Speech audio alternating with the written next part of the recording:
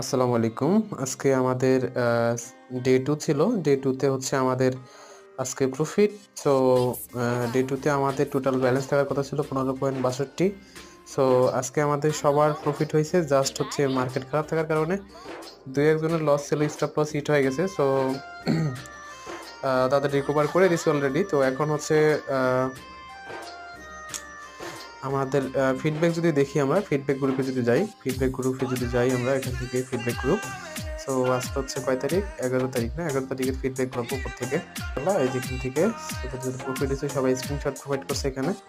তো দেখতে পাচ্ছি আমরা আমাদের ডে 2 কমপ্লিটেড। সবার ব্যালেন্স 15.6, 14.69, ঠিক আছে?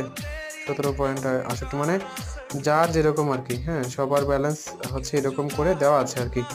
হ্যাঁ, সবাই এরকম করে প্রফিট করছে। তো আজকে আমাদের ডে 2 কমপ্লিটেড। ওকে? ধন্যবাদ।